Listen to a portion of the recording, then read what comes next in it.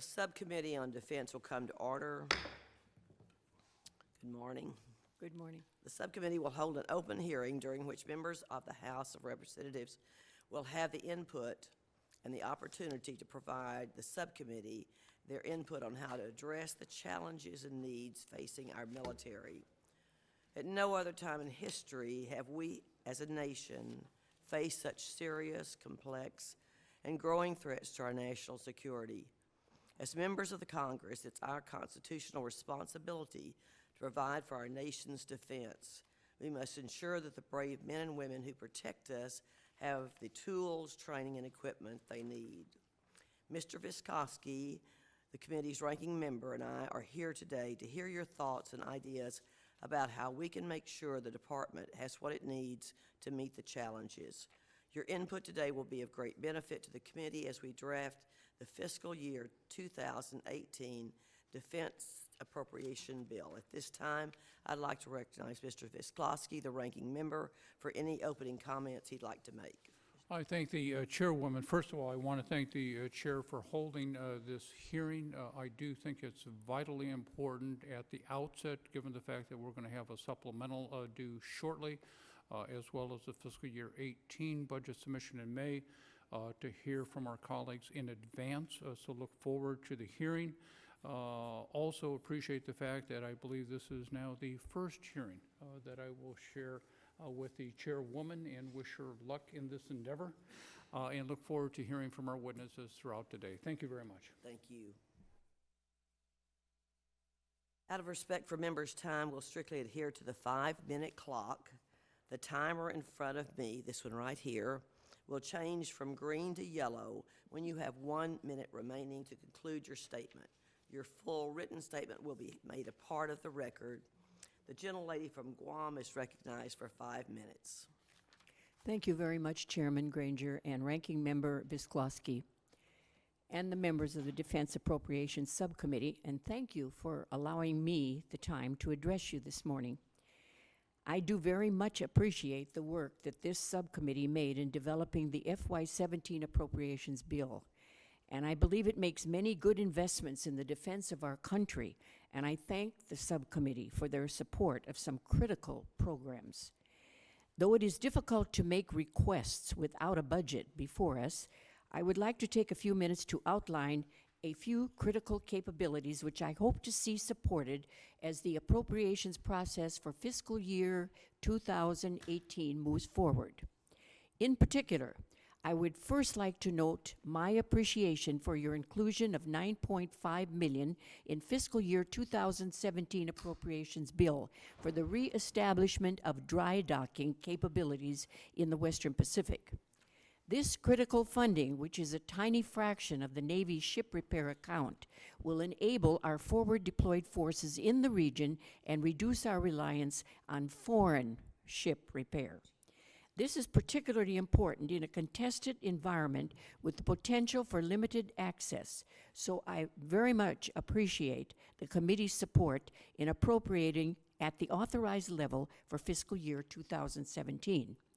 Now, moving forward, I do hope to continue to work together to ensure that the Navy is adequately resourced to operate and maintain their fleet in the Western Pacific, especially given that 60% of the fleet is to be operating in the Pacific, 60%. And the threat in our region, Madam Chairman and Ranking Member, is a very, very real, and it grows more so every day. Funding this capability is essential to having a viable, forward deployed fleet. The second item I would like to raise is my support for full funding of the B-21 Raider program. This next generation bomber will replace a sorely aging fleet that has provided us with long-range strike capabilities for generations. With an ability to strike anywhere in the world, it is the most versatile leg of the nuclear triad, and also provides a tested and proven conventional strike capability. Moving forward, especially at this stage of the acquisition program, it will be important to ensure adequate funding in order to avoid unnecessary and costly delays. On Guam, we recently saw the deployment to the Pacific of all 3 existing bomber airframes for the first time in history, and the continuous bomber presence at Anderson Air Force Base is a linchpin for America power projection in the region. And finally, Madam Chairman, I also want to briefly touch on the Readiness and Environmental Protection Integration Program.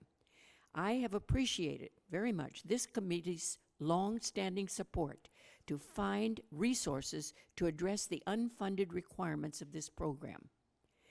The REPI program helps to stop encroachment at the U.S. military installations and training ranges across the country. There is a long and a growing list of projects that need funding. So I would ask the subcommittee to continue to address the unfunded requirements to address this backlog. And again, Madam Chairman and Ranking Member and other members, I thank you again for your time and your support. I truly appreciate it and the consideration of my testimony here today. And I yield back.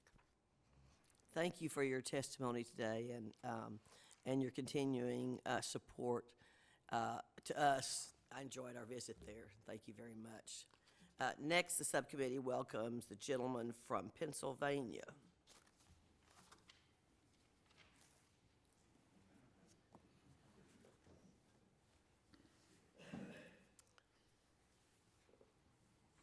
Welcome, and you are recognized for 5 minutes. Thank you, Chairwoman Granger, Ranking Member Visclosky. First of all, I just want to take a couple seconds, having just with an opportunity to spend some time with the gentle lady from Guam and our Natural Resource Chairman in Guam. Certainly want to support her request. It was very evident being there how that it really is the tip of the spear for us in terms of our defense. And good morning, and thank you for the opportunity to share my priorities for fiscal year 2018 defense appropriations. As the father of an Army Staff Sergeant who has received the Purple Heart during combat in Operation Iraqi Freedom, and a strong supporter of our nation's defense programs, I appreciate the subcommittee's willingness to receive testimony and from incoming members. This truly is a privilege and honor to be before you this morning. I recognize the challenges placed before the subcommittee and appreciate your ongoing commitment to our soldiers, sailors, airmen, Marines, Coast Guardsmen, and Reserve Forces. For the first time in years, we have an opportunity to ensure that our military does not face a continued drawdown in force strength. This begins with ensuring that our military continues to have the tools and equipment to get the job done.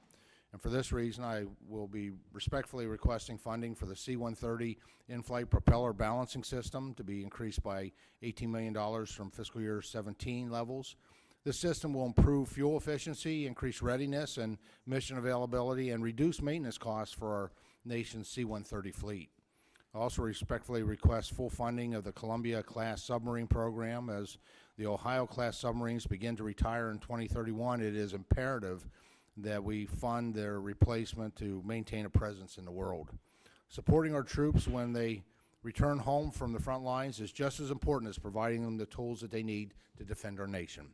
As a former healthcare professional with nearly 3 decades of experience, I'd like to advocate for expanding telemedicine access for veterans and our active duty military. In light of recent technology advances, evolving telemedicine programs, and the authority given to the Department of Defense by Congress in support of telemedicine, I respectfully request strong financial support for both the Medical Information Technology Development Program and the Medical Technology Development Program within DoD Defense Health Appropriation programs for fiscal year 2018.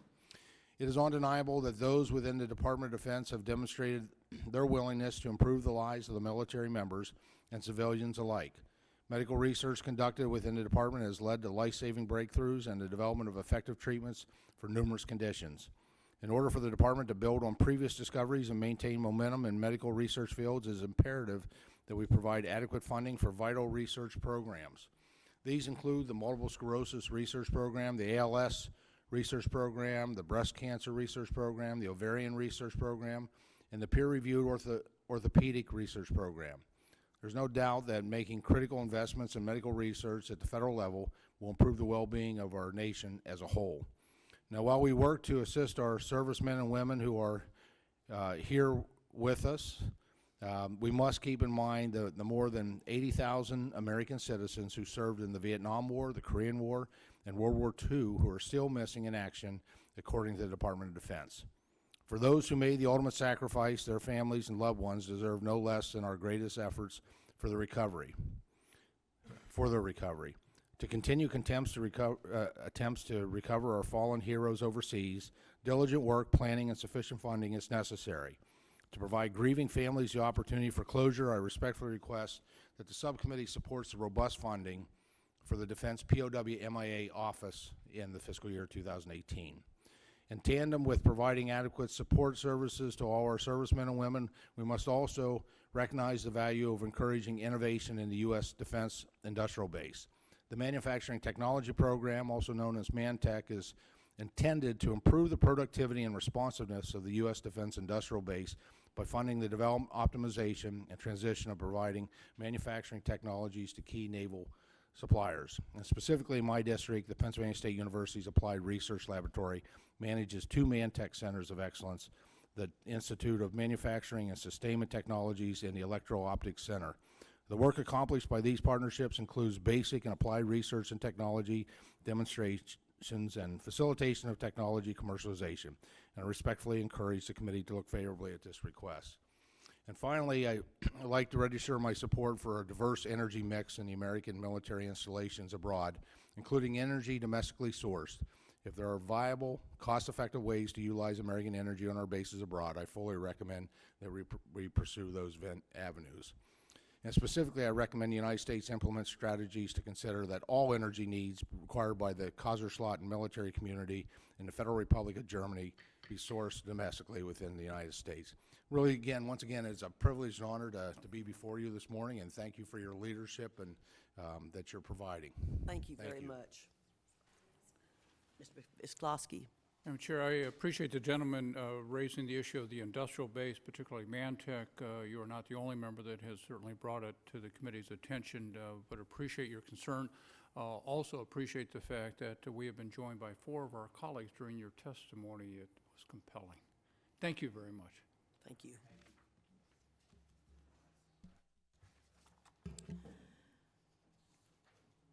Next, the subcommittee welcomes the gentleman from Oklahoma. Welcome. You're recognized for 5 minutes. Thank you, Madam Chair, and thank you, Ranking Member. I have 5 specific requests, and I'll get right into them. First, I would request that this subcommittee appropriate $10 million. First, I would request that this subcommittee appropriate $10 million for Air Force Weather Service or Weather System Follow-on RDT&E funds to fund the Commercial Weather Data Pilot Program. Congress formally established this program in the FY17 NDAA. The Appropriations Committee provided $5 million for the program in the FY17 Defense Appropriations Bill we just passed yesterday, so thank you for that. The reason we need, in my estimation, a commercial purchase of data for weather for the Department of Defense is threefold. Number one, it distributes the architecture. Currently, we have massive satellites that could be an easy target for the enemies of the United States. If we start purchasing commercial data, it very quickly distributes the architecture. In other words, there are more satellites that complicate the targeting solution for the enemy. I'm not suggesting that we need to cannibalize any of our existing architecture at all. In fact, the programs need to continue to go forward, but we need to augment that with additional commercial data simply to distribute the architecture and complicate the targeting solution in low Earth orbit for the enemies of the United States. That's number one. Number two, it also spreads the cost across the private sector. These constellations are launching not because they want to serve the Department of Defense, they're launching because they're serving the agricultural industry, the transportation industry, the entertainment industry, the shipping industry. And so what we ought to do as a government is be one of many customers of this private commercial weather data and feed our numerical weather models. Finally, when we do this, we get more data, better data, in some cases more resilient data, and certainly more rapid refresh of the data, which all improves the weather models for the warfighters in theater. So I think it's important that we fund $10 million in Air Force Weather Service or Weather System Follow-on RDT&E money. Second, this subcommittee should appropriate at least $50 million in Air Force Wideband Global Satcom RDT&E for the Air Force Satellite Communications Pilot Program. The FY15 NDAA created this pilot program to fund demonstrations of commercial SATCOM services which offer order of magnitude increases in capability. The Defense Authorization and Appropriations Committees have strongly supported this program. This Appropriations Committee included $10 million for it within the FY17 bill. The reason this is important, as a warfighter, we have bifurcated architectures. We lease commercial SATCOM capabilities from the private sector at the same time that we're building our own government-owned and operated systems. Government systems use X-band, Ka-band upper. Commercial systems use C-band, Ka-band lower, as well as Ku-band. The challenge here is they don't work together. We need a single integrated system. We have an analysis of alternatives that is currently being prioritized right now by the Department of Defense to bring these architectures together, and we need order of magnitude, generational leaps in capability that commercial can bring to the table. That brings me to my third request, which is protected tactical service. In this bifurcated environment that we live in, commercial SATCOM is not as resilient as it otherwise could be. It brings a tremendous amount of capability in throughput and data. Hundreds of gigabits per second of throughput, but it's not protected. It's not frequency hopping for anti-jam capabilities. In many cases, it's not encrypted. So what we have to do to bring the architectures together is fund the protected tactical service so we get the waveforms and the modems necessary for commercial operators to be able to provide the warfighters some level of protection. So sticking with this, we need to fund the protected tactical service. Fourth, this subcommittee should support the President's likely budget request, I say likely because it's not guaranteed, for enterprise ground services. We need to make sure that our systems are not bifurcated. So when you think of communications, GPS, missile warning, and weather, these ground systems are not able to receive and transmit each other's data. What this means is that everything is stovepiped, and it prevents us from being able to create a single integrated operating picture for the combatant commanders in theater. So we need to fund the Enterprise Ground Services program that I hope will be in the President's budget request. Finally, this subcommittee should appropriate at least $30 million in Air Force RDT&E money for the Space Test Program to fund responsive launch operational demonstrations and missions. The Appropriations Committee included $15 million in the FY17 appropriations for this purpose. The reason this is important, constellations are growing, electronics are getting smaller, we're seeing a whole lot more activity being launched into low Earth orbit. We're talking about launch manifests growing exponentially, and these launches are they're going overseas. The Department of Defense is now dependent on commercial satellites, commercial capabilities, and these are growing rapidly, and our launches now are going overseas because we don't have the infrastructure here. So that would be my final request. Thank you very much. Thank you for your information. Each person has 5 minutes to speak. At the 4-minute time, your yellow light will come on. That gives me 1 more minute. However, we have your written testimony. So if you're not able to testify and finish that in 5 minutes, we have it written here. Mr. Visklosky, did you have something? Yeah. Next, the subcommittee welcomes the gentleman from Pennsylvania. You're recognized for 5 minutes. Good morning. I'd like to start by thanking Chairwoman Granger, Ranking Member Visklosky, and members of the subcommittee for holding this hearing. And I'm here today on behalf of Pennsylvania's 8th Congressional District and their support for Department of Defense funds be allocated to a comprehensive health study and remediation effort of public and private wells contaminated by perfluorinated compounds, namely PFOA and PFAS. Nearly 70,000 Pennsylvanians may have been exposed to levels of PFOA and PFAS exceeding the lifetime health advisory level set by the EPA.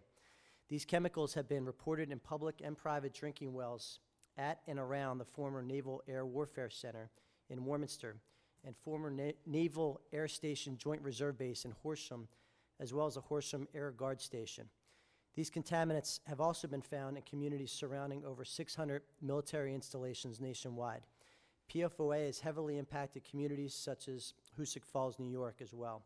PFAS, PFOA, and other emerging contaminants are unregulated compounds being sampled for the first time in public water systems.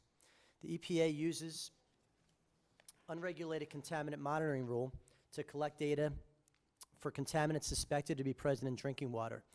In the summer of 2014, as a result of the EPA effort to test for emerging contaminants, concentrations of PFAS and PFOA were found to exceed the EPA's provisional health advisory levels of 400 parts per trillion in several on-site monitoring wells.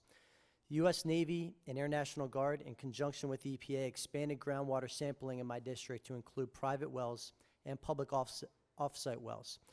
In May of 2016, the EPA released a lifetime health advisory of 70 parts per trillion on the chemicals. Since then, 22 public wells and over 140 private wells have been shut down due to high levels of PFAS and PFOAs. The military does not dispute its responsibility for the well contamination in Horsham, Warrington, and Warminster, and it is suspected that high levels of PFAS and PFOA originated from firefighting foams used in the Naval and Air National Guard bases in the 1970s.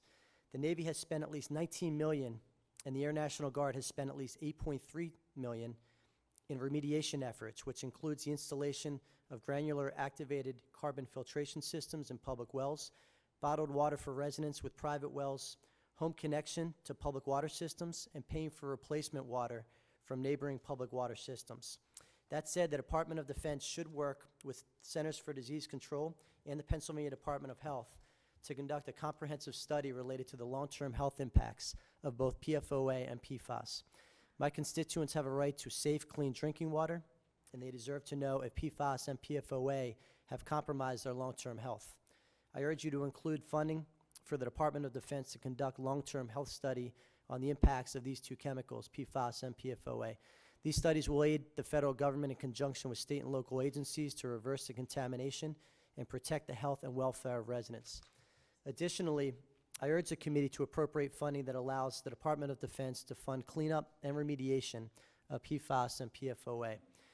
While the U.S. Navy and Air National Guard have worked in conjunction with affected municipalities in supplying clean drinking water to residents, the decision for public water suppliers to purchase uncontaminated water from the surrounding communities resulted in the water customer bearing the cost. Again, I'd like to thank you for your time and consideration. A low-cost, common-sense study will go a long way in providing Americans critical information about the impact that these unregulated chemicals may have on their health, and we look forward to working with you and this committee in accomplishing that goal. And I thank you for your time. Thank you very much, and thank you for your testimony. We have two others that signed up for this time who are not here right now. They haven't come in yet, so we'll give a few minutes to see about that. Are there any questions on this testimony? Thank you very much. Thank you, Chairman.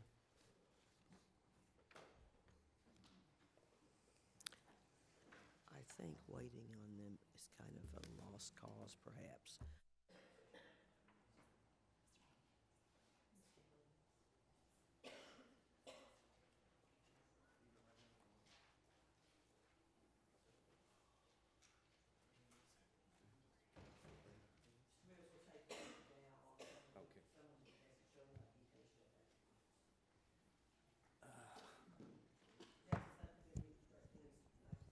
Recognizes a gentleman from Texas.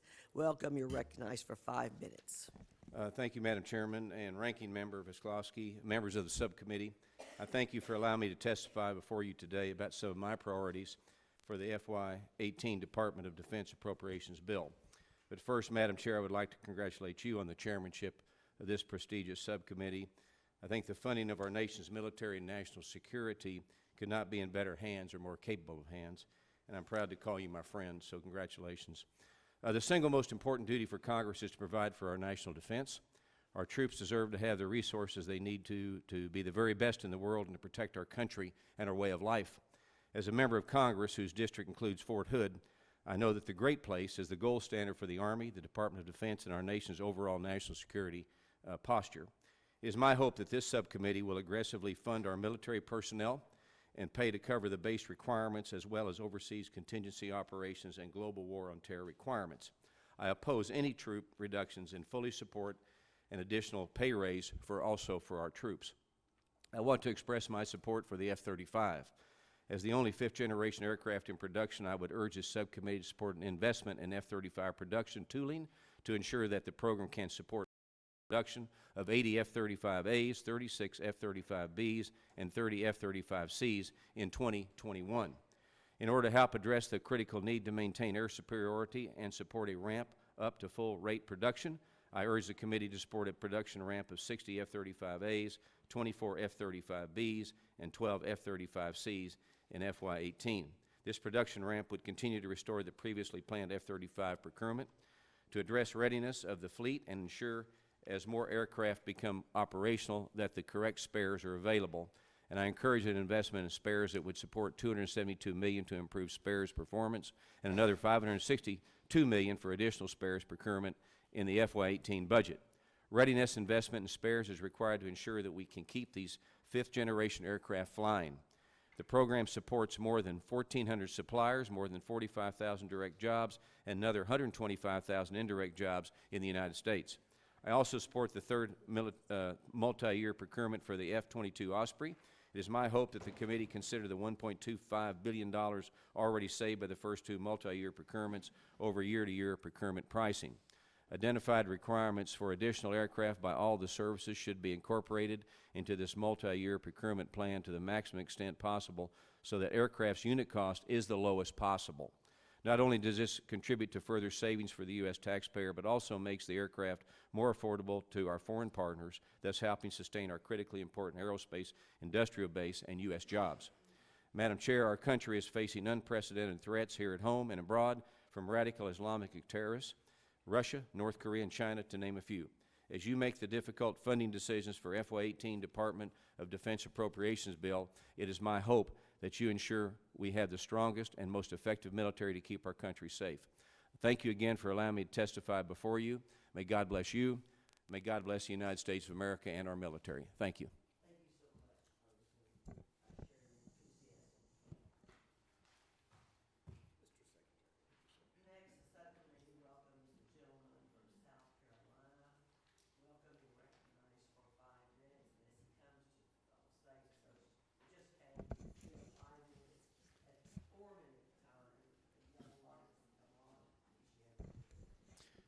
And fellow members of Congress, and what an honor to be here.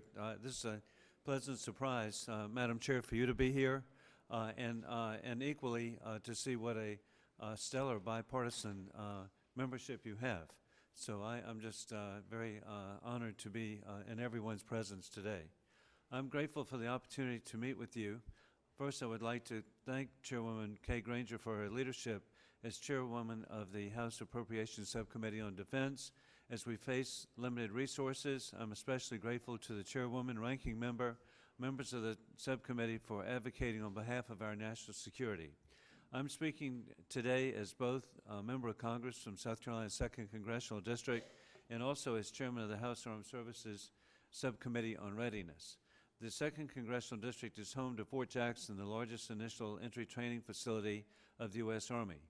Fort Jackson expertly trains tens of thousands of soldiers each year, approximately 53% of the Army's basic combat training load, and 56% of women entering the Army. The base also trains thousands of soldiers in their Adjutant General Finance, Postal, and Chaplain schools.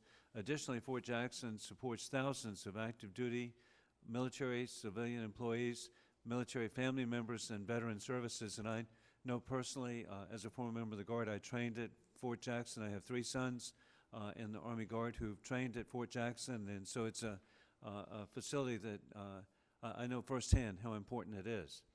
There is no question that the 2nd Congressional District is positively impacted by service members stationed at Fort Jackson, just as there's no question we uphold our reputation as a strong military-friendly community. I encourage you to continue your support of the unique missions at Fort Jackson and across South Carolina. As Chairman of the House Armed Services Subcommittee on Readiness, I am grateful for the opportunity to ensure our soldiers, sailors, and airmen and Marines have the training, equipment, and resources they need to complete their mission. That means hopefully appropriating the Thornberry-McCain proposal of $640 billion to defense spending so we can begin the much-needed resourcing of our troops. As Chairman of Readiness, I've heard testimony from each branch outlining the negative impacts of sequestration and the material effects it's had on each branch. We currently have the smallest Air Force since it was created in 1947, the smallest Navy since 1917, and the smallest Army since before World War II. Yet today, we're facing growing threats or capabilities from Iran, North Korea, China, Russia, and Islamic terrorists. The facts are clear. For too long, we've asked our military to do too much with too few resources, forcing difficult decisions and delaying critical maintenance priorities. This is not sustainable and directly limits our military's ability in current and future conflicts. I appreciate the President's promotion of additional personnel. I respectfully urge the Chairwoman and Committee to support a level of funding that will adequately provide for our military and national defense. Threats around the world are increasing, sadly, as our military funding has degraded through the harmful policy of defense sequestration. We must change course to promote peace through strength. The first priority of the federal government is to do and provide for common defense, to do for us what we cannot do for ourselves. The government, I urge, therefore, its support for the Armed Services Committee Chairman Mac Dornberry and also Senate Chairman John McCain's call for the defense budget of $640 billion for fiscal year 2018. I'd like to thank everyone here for your attention and your service on behalf of the American people. I've actually seen it firsthand visiting with our personnel in Jordan with Congressman Cuellar. And I know what extraordinary people there are here, so thank you for your service. Thank you so much for your continuing support of our military. It's been there ever since you came, and certainly with 3 sons in the military. Four. Four. One's off track, Madam Chairwoman. He's a Navy doctor. Thank you very much. Thank you.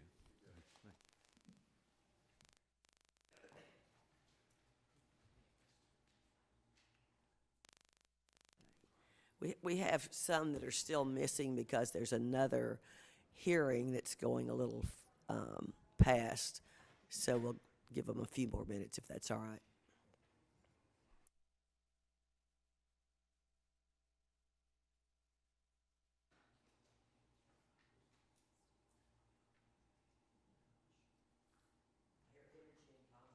Still going on from last night. So even if we're delayed here a little bit, count yourselves very lucky.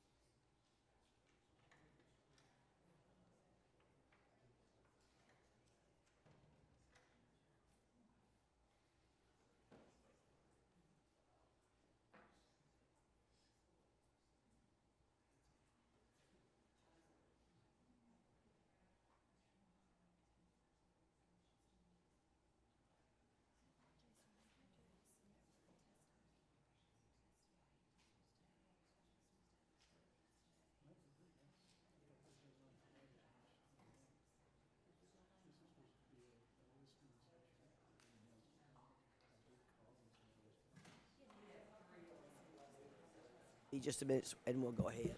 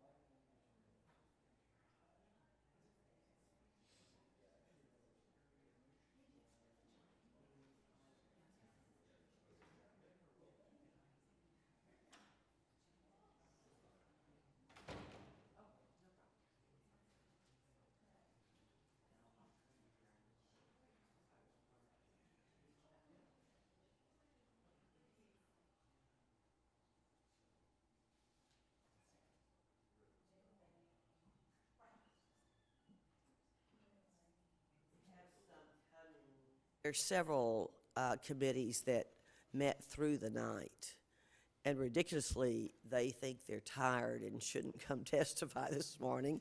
I'm surprised they can think at all. But anyway, we do have written testimony on everyone. So even if they didn't show up here today, we have the written testimony, but there's some that are on their way.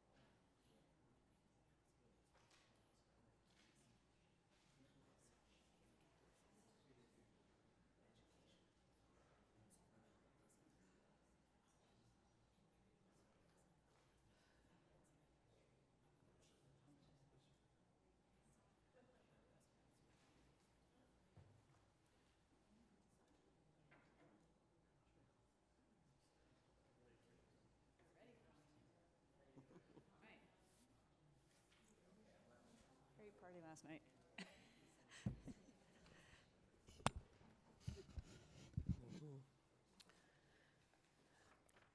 Welcome. We understand you've been working hard and late, so we appreciate very much your being here. The subcommittee welcomes the gentlewoman from Arizona. You're recognized for 5 minutes. The lights in front of us will show when it goes from green to yellow. That means you have 1 more minute. Great, thank you. Thank you so much. Thank you, Chairwoman Granger and Ranking Member Visklowski and members of the committee. Thanks for inviting me here today. I'd like to open by asking for your continued support for the A-10 Warthog. I was an A-10 pilot, and I commanded the 354th Fighter Squadron at Davis-Monthan Air Force Base in Tucson, Arizona. I've flown 325 combat missions myself in the A-10. I can tell you firsthand, when the American troops are on the ground, under fire, on the move, often in very complex circumstances, the sound of the A-10 overhead is the sound of them being able to live to fight for another day and get home to their families. It's a very important asset for our troops, and we got to keep it flying until we have a proven, tested replacement for it. And I appreciate this committee's support in the past and even in the bill that we passed yesterday for this critical asset. Only the A-10 has the lethality, the loiter time, the survivability to provide close air support and combat search and rescue. It's another important mission that often gets overlooked. If a pilot has been shot down or we have somebody isolated, it's the A-10 that shows up to provide locating the individual, communicating, protecting them, running the entire search and rescue operation to include escorting the helicopters in to pick them up. And that often gets overlooked to the close air support mission. There's no other asset in our inventory in any of the services that provides this capability, which is a strategic capability to keep our covenant that we're going to bring our troops home if they're ever shot down in harm's way. So again, we've got to keep this asset flying. We've already put the equivalent of 4 A-10 squadrons in the boneyard over the last several years. We're down to only 9 remaining, which is 4 active duty and 5 in the Guard and Reserves. And these squadrons are smaller than the ones we've had before. The squadron I commanded had 24 A-10s. The current squadrons, most of them have 18. So we just have a smaller capability, and we are really at the floor with 283 airplanes in the inventory. And we believe that that's where it needs to stay. Let's see, just right now, we've got the A-10s. The squadron I commanded is over in Turkey and is kicking butt in the fight against ISIS. They're going to be exceeding all records from the history of that squadron in weapons employment in the critical counterterrorism fight. They're in South Korea, providing critical anti-armor capability right there south of the DMZ. They were deployed for the European Reassurance Initiative last year. Again, first time since we've had the A-10 that we have no A-10s in the European theater. So now they're deploying back to work with our allies in the face of Russian aggression. And last year they were also deployed to the Philippines. So that's 4 different unique theaters. And again, with only 4 A-10 active duty squadrons left that are operational, we really are at the absolute minimum capability, and we'd like to keep it there. The FY16 and FY17 NDAA and DoD appropriations keeps a minimum of 283 A-10s flying, which includes 171 operational. That then adds training and test requirements. And again, this is really a minimum capability. In the FY17 NDAA, we also require a side-by-side comparative test between the A-10 and the F-35 in close air support and combat search and rescue, and say we can't retire one more A-10 until we're done with that and we get a full report to Congress. Now, let me say, I am a strong advocate of the F-35. I love the F-35. We need a 5th generation fighter with that capability. As an airman, I understand what it's going to bring to air superiority, but I believe we need both of these capabilities, this high-end F-35 5th generation fighter, plus the ability of an attack airplane like the A-10, and we shouldn't have to choose between the two. So the support that we've gotten from this committee in the past includes also a very critical requirement for upgrading the wings of the A-10. In order to keep it flying, we've got to rebuild some of the wings structurally so they can keep flying well into the 2030s, which is the Air Force has finally agreed that they want to keep it flying into the 2030s. Only 173 of the 283 have had their wings rebuilt. So there's 110 left in the fleet that haven't been re-winged. And if we do nothing, they're going to start being grounded in static displays. So we've got to get that going again. Now, the bill we passed last night has $20 million in it to plant the seed for us to continue with this re-winging. We had $100 million in the original bill. It was $20 million yesterday, but I think that's a good start to show, hey, we're serious about keeping this asset flying. And so we've got to continue to invest in that. And I appreciate this committee's support so that we can re-wing the remainder of the 110. I know I'm running out of time, but I'd also like to share my support for the Tomahawk, the AMRAAM, the SM-3 missiles. These missiles are developed in my district at Raytheon. They're critical for our homeland defense. Tomahawk is often the first missiles we fire into combat zones. And when I was running counterterrorism operations in Africa, often it was our weapon of choice to be able to, when intel came together, for us to be able to take out the bad guys. So continued funding for those critical missile programs is something I'd really appreciate it. Also important for our troops and all our services is the electronic warfare. The electronic proving grounds is at Fort Huachuca, and I know I'm running out of time. So please continue your support for EW and also remotely piloted aircraft. So thanks for the opportunity to testify before you today and for all the work you do, and thanks for hearing my considerations. Thank you so much. Thank you for your service, first of all. Thank you for the good job you're doing here in Congress. And we have your written testimony also for the records and as we move through the bill. Thank you. All right, thank you. Next, the subcommittee welcomes the gentleman from Pennsylvania. Welcome. You're recognized for 5 minutes. Appreciate your being here. Thank you, Chairwoman Granger and Ranking Member Fiskowski. That's a tough act to follow, as you all know that. We have great respect for my colleague and her service, and I thank you for the work that you are doing on this committee, along with your colleagues. I came before the subcommittee to discuss two particular rotorcraft programs that are critical to our warfighters and to maintaining the strength of the American defense industrial base. The V-22 Osprey is the expeditionary platform of choice for the Marine Corps and continues to be a workhorse for our Air Force Special Operations Command. The V-22's of one-of-kind capabilities allow for mission flexibility and enable our warfighters to operate safely in the most austere and dangerous environments. I'm pleased that the Navy will join the ranks of V-22 operators as it begins procurement of CM V-22s this year for its carrier on-board delivery mission. And it's come to my attention that the FY 2018 budget will request a third multi-year procurement contracting authority. And as you well know, these longer contracts allow for stable and proven programs like the V-22 to promote supplier and manufacturing efficiency and take advantage of economies of scale and encourage investment and cost-saving initiatives. The previous two multi-year contracts for the V-22 program saved taxpayers over $1 billion.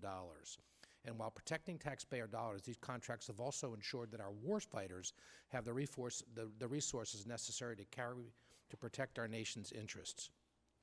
It's for these reasons why I'd encourage the Air Force to take advantage of the multi-year procurement contract to procure additional CV-22s for its long-range personnel recovery mission. Air Force leadership has suggested that CV-22s make sense for the mission because of the superior range and speed, and adding them to the multi-year contract will save taxpayers tens of millions of dollars. The budget should also reflect the development efforts to create a common configuration for the diverse MV-22 models. The FY 2018 program will improve fleet readiness and insert technology as M22s upgrade from Block B configuration to a Block C configuration. And as the subcommittee considers the totality of the V-22 Osprey program, I'd ask that you support the multi-year procurement and common configuration effort and encourage the Air Force to add CV-22s in its multi-year procurement contract. I'd also like to discuss the Army's CH-47 Chinook and the U.S. Special Operations Command MH-47 variant. Both the CH-47 and the MH-47 aircraft continue to perform well in combat theaters. They fly over 3 times the normal peacetime operating tempo while maintaining readiness rates that are above the Army standard. And in FY 2017 is the last year of the current 5-year procurement contract for the Chinook, which has saved U.S. taxpayers another nearly $1 billion. And due to budget constraints, only 22 aircraft were requested in the President's FY 2017 budget. This is 5 fewer aircraft than were called for in the multi-year. And while I'm grateful for the subcommittee generously adding 5 Chinooks to restore cuts in the FY 2017 budget, unfortunately, they are not in the FY 2017 appropriations bill that was filed on March 2nd. And I would respectfully request the subcommittee consider adding them in 2018. And while we do not have the President's 2018 defense budget yet, it's anticipated that we'll request 13 aircraft, 9 CH-47s for the Army and 4 MH-47s for SOCOM.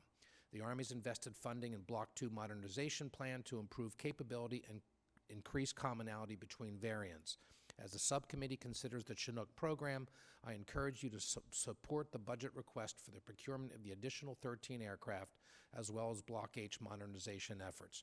These two priorities, the V-22 Osprey and the CH-47 Chinook, will help the warfighter, as well as workers that supply the manpower, parts, and expertise to build such capable aircraft. I will support a fiscal year 2018 budget that reflects the importance to our armed forces that these priorities can provide. And I thank you very much again for the opportunity to testify. Thank you, Congressman. Thank you very much for your testimony. We have written as well as what you said today. Thank you. Next, the subcommittee welcomes the gentleman from California. Welcome. You're recognized for 5 minutes. Thank you very much, Chairman Granger, Ranking Member Visclosky. Good morning. I hope I don't disappoint you this morning. I am not actually talking about hardware, military hardware, but I am going to talk about something that I feel is just as important, and that's the education of our military members. I represent the Central Coast of California. You may know it for its beautiful environment or its bountiful agriculture, but also it actually has a booming defense presence as well. Although for most of the 20th century, that area was known for Fort Ord and its fighting 7th Infantry. But now, rather than being known for training how to drive a tank or fly a plane or shoot a gun, which we still do at Fort Hunter and Liggett and Camp Roberts there, but we are known for our military training and how to speak a foreign language, cyber warfare, fly a drone, and to be leaders in the 21st century of warfare. We are known for our military institutions like the Navy Postgraduate School, which I will here on out refer to as NPS, and the Defense Language Institute, which I will also refer to from now on as DLI in my comments. These are part of 13 defense equities that are located in my district. And it's an industry that leads to an employment of over 15,000 people and generates more than $1.3 billion for the local economy. So today, that is why I'm here to respectfully ask all of you to include report language to ensure that any new BRAC round captures the intellectual capacity of installations in my district, like NPS and DLI. Previously, my predecessor, Congressman Sam Farr, made these same types of requests that are consistent with Representative Adam Smith's bill, H.R. 753. That's a bill that is co-sponsored by Ranking Member Visclosky. In that bill, I would like to highlight Section 6, which defines military value criteria as the ability to support educational requirements that enhance the success of members of the armed forces in their military career fields and the impact on operational readiness of the total force of the department, including the impact on joint warfighting, training, and readiness. As you know, the COBRA models give weight to bases that have traditional military assets, like runways and hangars. But there is not any established criteria on how to quantify intellectual capacity. Today, the 21st century military force must focus on DoD educational institutions because it's that type of education and training that I believe are integral to our nation's security and our nation's military readiness. The Navy Postgraduate School is a prime example of that type of education to prepare our future leaders. It has a Foreign Affairs Graduate School. It provides training in cyber warfare and how to fly drones and about satellites as well. It's clear that when those students graduate, they are prepared to lead in the future of warfare. Another critical part of the NPS education is the Center for Civil Military Relations. That's a place where the focus is on relationships with other nations, including enhancing democratic civil military relations, supporting defense reform, and teaching institution building, peace building operations, and how to combat terrorism. I have no doubt that an investment in the NPS and similar types of institutions is a prime investment, not only in our military, but in our civil military relations around the world. Having served with the Special Forces Unit in Afghanistan as a naval intelligence officer, I know how important advanced education and foreign language training is to doing our duties and carrying out our mission. Students at the Defense Language Institute, DLI, are not only taught how to be proficient in a number of languages, but the school teaches them to understand the cultural and regional nuances of a duty assignment. 2 weeks ago, I had the fortunate opportunity to visit DLI and was given my first command briefing. But I have to say that the highlight of that visit was the time I spent in a classroom with 6 students in their Farsi language class. And it was unbelievable that in the short period of time that these 6 students, who they did not look Middle Eastern, they were from Ohio and Florida and California, but what was amazing to see is how comfortable they were in speaking that language. It was unbelievable, and it actually gave me a lot of hope, and I hope it gives you hope in our military personnel and their ability to carry out their mission. Now, on a separate topic, I know how difficult military service can be, not only to the service member, but on his family. As I said, I served in Afghanistan, but I was a reservist who was mobilized and deployed for a year-long assignment. And it's nothing compared to the soldiers, sailors, Marines, and airmen that I saw and met who were on multiple deployments and separated from their family multiple times for multiple months at a time.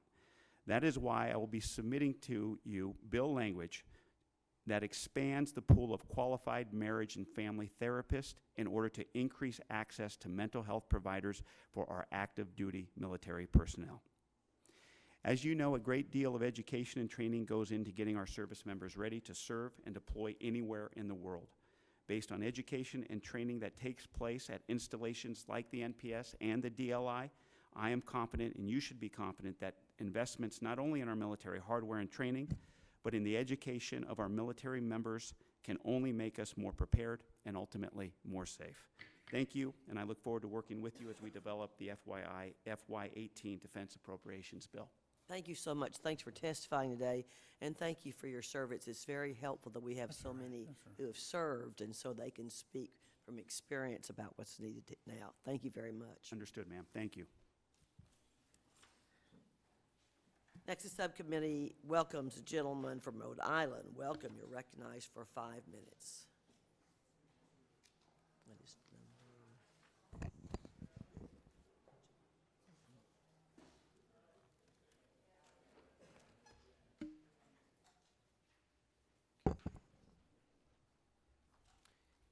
Thank you, Chairwoman Granger and Ranking Member Viscoski, members of the committee, for providing me this opportunity to testify before you on matters of importance and priority to Rhode Island and the nation as a whole.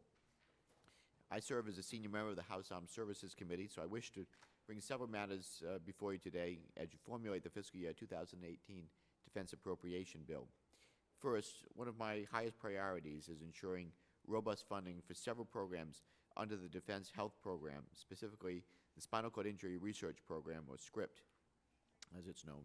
SCRIPT was established by Congress under the Congressionally Directed Medical Research Program to advance research and innovative technologies to regenerate and repair damaged spinal cords, as well as improve rehabilitative therapies.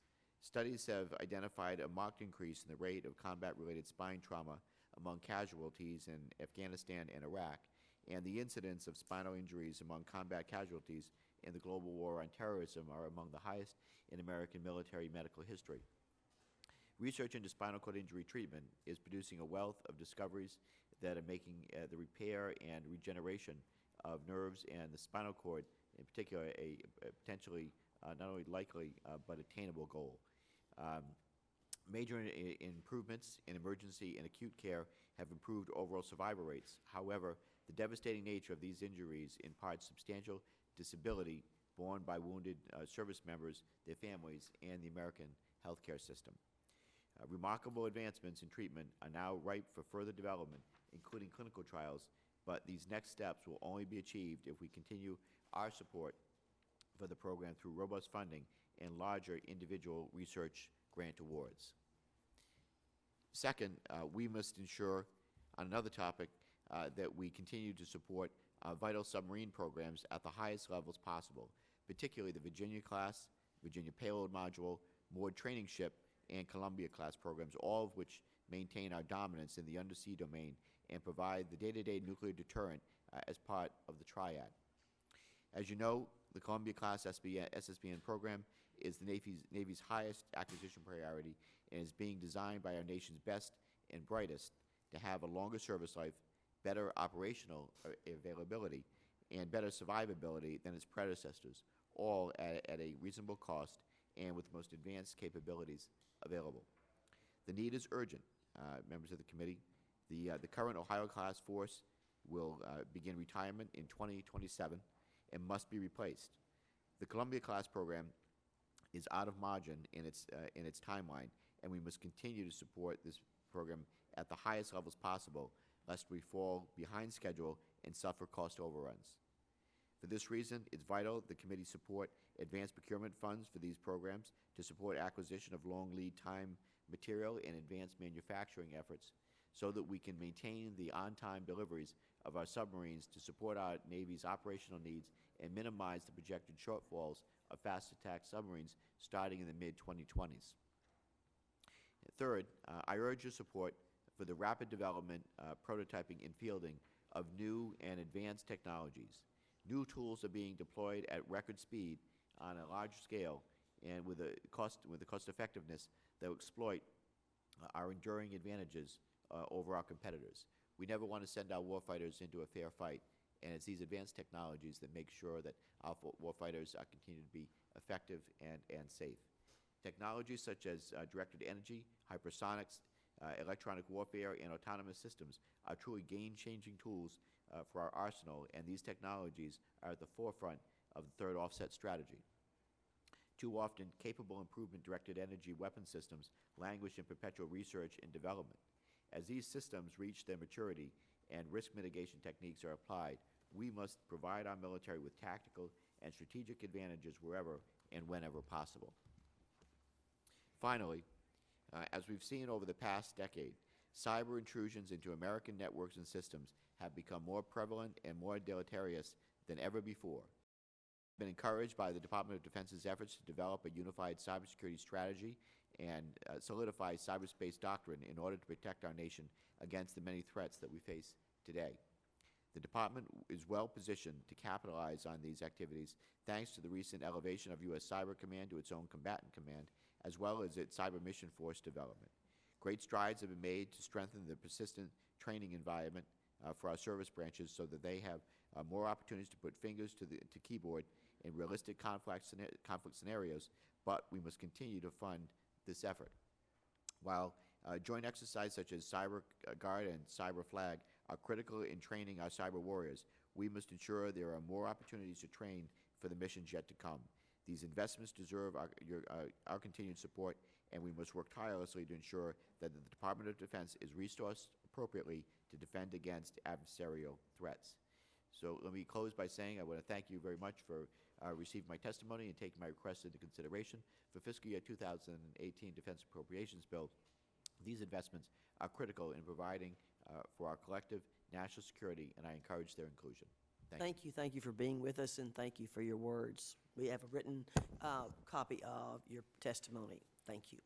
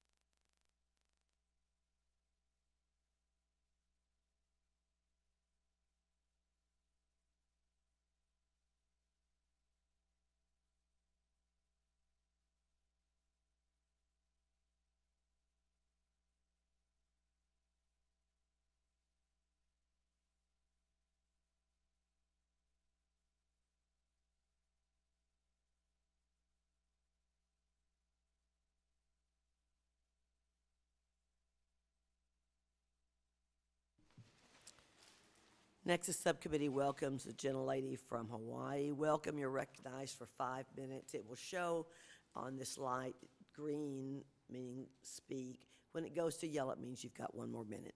Glad to have you here. Thank you. Very much. Chairwoman Granger, I don't see our ranking member, and distinguished members of the subcommittee, thank you for this opportunity to testify before you today. I assume that my written testimony will be part of the record and for your consideration. As you know, I am the Congresswoman from the Congressional District 1 from the state of Hawaii, which means all the services are located in my district. It's an amazing situation. 17 miles, we'll have everything in one place. One of the interesting things that has happened since the releasing of our statement is the fact that the president has now said that he's calling for an increase of $54 billion, albeit unspecified at this time, in defense spending. Everyone agrees, especially those of us in Hawaii, that the increase is needed. However, the question is how. One of the most critical points for myself is that the pivot to Asia Pacific continues to remain foremost and a concern of all of us, and one that we would put our money where our mouth is. There is no question whether people are willing to say it openly or not. Russia, China, North Korea are major concerns, and they are all in the Asia Pacific. One of, I believe, our commitments in terms of the FSA, which the Department of the Navy has conducted, is the fact that we are in need of building a fleet. However, one of the things that we all tend to forget is that in building the fleet, we must have people who can maintain it. So it is paramount for us to look at the health, welfare of our public shipyards. I don't think there's any question that the public shipyards and our employees there, we must covet them, and we must always have them ready so that we don't have the ups and downs that we face with budgetary constraints. They are the backbone for all of us, so we must remain committed to them. We know that the plan is that 60% of our maritime force will be in Asia Pacific. I have said it constantly, Asia Pacific is an air and sea power. I think that, with all due respect for those on the East Coast, you don't quite understand how large the Pacific is. The AOR of the PACOM is 55% of the Earth's surface. You have the 3 greatest economies of the world, and almost 50% of the population is in that area of the world. That is why we must remain focused on the Asia-Pacific pivot. We must keep healthy the PACOM headquarters, which is located also in my district, and we ask that consideration be given for the user pack 4-star command, because it is a great statement for our allies in the region that we, in fact, are committed to that. User pack is U.S. Army Pacific. We must also be very receptive and able to respond to our allies' issues. One of the most successful and coveted roles that we play in Asia Pacific is in the area of Hatter, and we must also continue to remain committed to do that. That is where we are welcomed in all regions of the Pacific. We also have to basically stay very true to our environmental remediation and protection. We may be aware of this, but one of the things that we face in Hawaii is that we have had the fuel tanks, which have kept the Pacific since World War II. We have had leaks. Luckily, so far, it hasn't been into our water system, which, as you can imagine, is islands. They must be protected. But we ask the continued support in ensuring that the remediation will continue. It is so important that we remain committed to this region. The threats that our country will face will come from this region as well. So we ask that you give serious consideration, and with more details in our written submittal, that the Asia Pacific remain our primary concern, and also that we continue with the pivot to that region, because when you look at the statistics, it's where the economies are, where the people are, and where our threats are. it is in the Asia-Pacific region. Thank you very much. I stand for any questions. And Thank you very much. Mr. And Ranking Member, nice to see you. Mr. Viscosi has a question. Thank you very much. Yes. I do appreciate your testimony, and often we rightly are focused on those in military uniform, but I do appreciate you bringing up the contribution that DoD civilian employees play as well. Thank you so much. Thank you, Mr. Chairman. Thank you.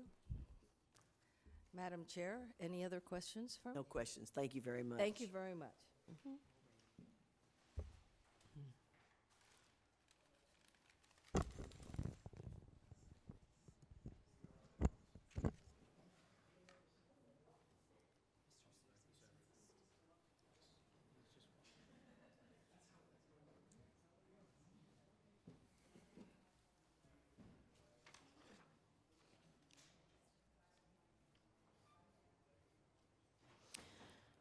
Next, the subcommittee welcomes a gentleman from New York. You'll have 5 minutes.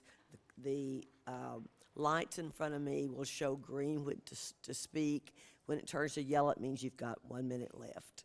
Thank you, and welcome for 5 minutes. Thank you so much. First time I've done this. I'm excited to be here. Good morning, Chairwoman Granger and Ranking Member Viscoski and the members of the subcommittee. Thank you for this opportunity and the time to request funding to help facilitate the cleanup of the Bethpage plume, a significant contamination of our drinking water that was discovered over 40 years ago but has not been properly contained or treated. The U.S. Navy and Northrop Grumman are the responsible parties, and we're asking them to do their part to help clean up this plume, which is the result of their activities. It's currently in my district, but it's moving. The plume is moving south into our colleague Peter King's district. We need to take immediate action because Long Island relies on a sole source aquifer for our drinking water. Put simply, this is the only source of drinking water for our constituents. Prior to World War II and in the post-war era, Bethpage was the military and defense industry hub of Long Island. Long Islanders produced the aircraft that helped carry the Allies to victory during World War II and developed the technology that ushered in the jet era, and they helped win the war and put a man on the moon. The Navy, Northrop Grumman, and the people of Long Island are proud of this legacy, but this is also a legacy of pollution. My constituents are concerned that those who have profited the most, as well as their own government, are failing to properly mitigate and clean up the environmental impacts of manufacturing, modern aviation, and aerospace technology. I represent the 3rd Congressional District of New York, which stretches from northeastern Queens along Long Island's North Shore and throughout Nassau County into Suffolk County. I'm a lifelong resident of the district, and along with my family and friends and neighbors, we've waited for a long time for the responsible parties to step up and assume responsibility and truly address the issue. Instead, we've received studies, reports, and remedial efforts while responsibility is litigated and liability is shielded. Meanwhile, the plume spreads, now covering an area 2 miles wide and 3 miles long. And as mentioned earlier, it is traveling south to the neighborhoods and towns on Long Island's South Shore, where Peter King represents. The Defense Subcommittee on Appropriations may seem like an odd place to speak about environmental issues, but the funding to help clean up the plume is subject to the annual appropriations of the Defense Environmental Restoration Account of the Navy. Congressional funding is currently insufficient to address the Bethpage plume, let alone thousands of sites and hundreds of locations scattered across the country that are the Navy's responsibility to lead the cleanup efforts. Representatives from the Navy have told me it would take an estimated $4 billion to clean up every site, but Congress continually authorizes and appropriates only pennies on the dollar. Furthermore, the Navy cannot prioritize the sites and must spread funding across sites and locations. On its face, this may seem like a good idea, but this approach forces the Navy to engage in remedial efforts instead of comprehensively addressing projects with high cleanup costs. Engaging in these smaller efforts without addressing the issue, as occurs in Bethpage, will cost the taxpayers more in the long run because it fails to address the underlying issue. We have a responsibility from the federal government to our local water authorities to work with all stakeholders to ensure clean drinking water, and where appropriate, hold those accountable for contaminating the water supply. Nowhere is this truer than when contaminants in the water stem from government-related activity. In this case, the U.S. Navy and Northrop Grumman are the responsible parties. The Navy must have the necessary funding to lead the cleanup efforts, and we must hold Northrop Grumman accountable and require them to fully contribute their share. And I request that the committee fully appropriate authorized amounts, and look forward to working with you and other colleagues to address this and similar issues with necessary and appropriate funding measures. Thank you so much. I really do appreciate it. I can't believe you have to do all these different hearings. It's really amazing. So thank you so much for the good work Thank you you do. so much. Mr. Visklosky has some comments to Just make. a comment, representing Gary, Indiana, East Chicago, Indiana, and other industrial areas, we suffer from the same problem of a 120-year industrial legacy.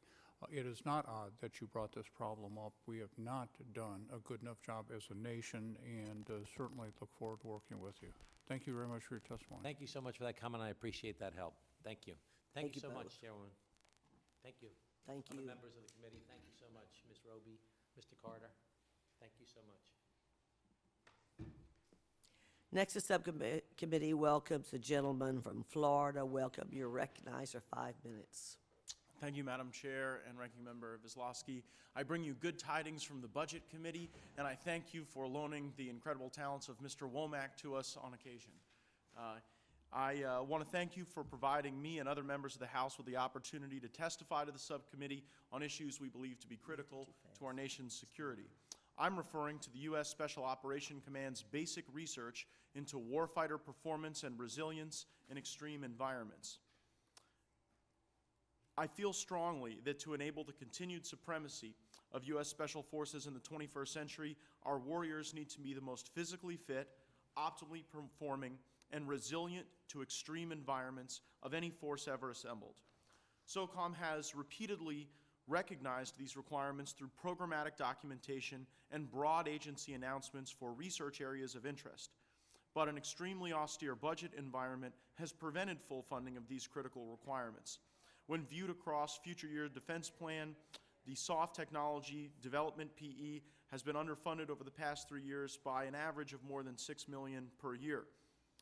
In its 2017 President's budget request to Congress, Special Operations Command estimated needing $34.5 million in fiscal year 2018 for soft technology development. That's almost $10 million less than was programmed in FY 2016.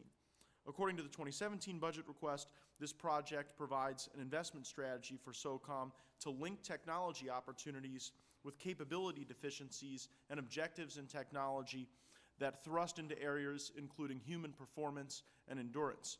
Proposed research areas in support of these SOCOM requirements include sustaining optimal human performance in austere training and operational environments, identifying meaningful interactions between pharmaceutical and nutritional supplements, and establishing heart rate variability for potential measuring of psychological and physical readiness and stress.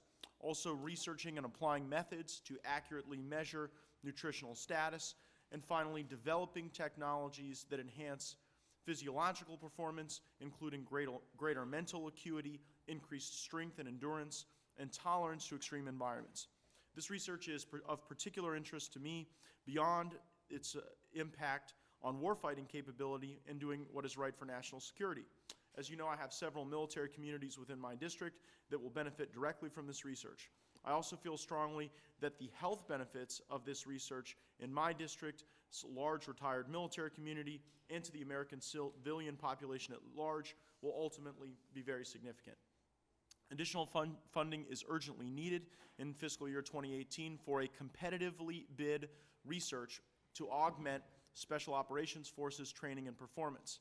As you begin work on fiscal year 2018 defense appropriations, I respectfully request that your committee appropriate $39 million for the Special Operations Forces technology development line, a generic program increase of $4.5 million for competitively bid research to develop and transition technologies that provide asymmetric training and performance advantage to our most elite special operators.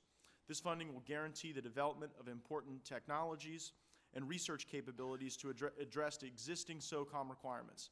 Let me reiterate, if appropriated by Congress, this additional funding will be competitively awarded and address requirements currently established by the Department of Defense.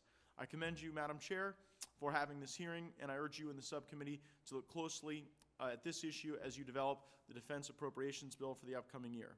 Thank you so much for your time, and I appreciate the opportunity to address your subcommittee. Thank you for your testimony. We appreciate your taking the time to do this. Thank you, Madam Chair. Next, the subcommittee welcomes the gentleman from Missouri. Welcome. You're recognized for 5 minutes. Thank you, Madam Chair, and Ranking Member Vislowski, as well as the other members of the committee. It's an honor to be with you today offering support for the men and women in our armed forces. This is the third year in a row that I have testified, and I appreciate the opportunity to let my voice and that of my constituents be heard.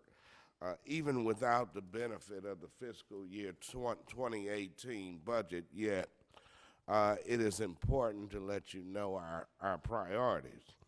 Last year, I testified in front of the subcommittee about the Navy's tactical aviation shortfall and supported the Chief of Naval Operations' call for more strike fighters to fill that requirement. This subcommittee responded by adding both FA-18EF Super Hornets and F-35Cs in its markup. Since then, it has become well known that the Navy and Marine Corps are facing readiness challenges to more than half of its aviation fleet. Significant delays in maintenance and sustainment of legacy aircraft have created a readiness crisis. On top of that, higher than expected utilization rates of the Super Hornets has only exacerbated the strike fighter shortfall. This trend needs to be reversed quickly. The near-term solution to this challenge is twofold. First, procure additional FA-18EF Super Hornets with upgraded capabilities to meet the threats we face in the 2020s and beyond. The Block 3 Super Hornet will complement the F-35C by bringing enhanced networking capability, extended range, and increased number of weapons into battle. I believe that the Navy's budget will show an investment in these modernized aircraft and how they can support carrier operations for decades to come.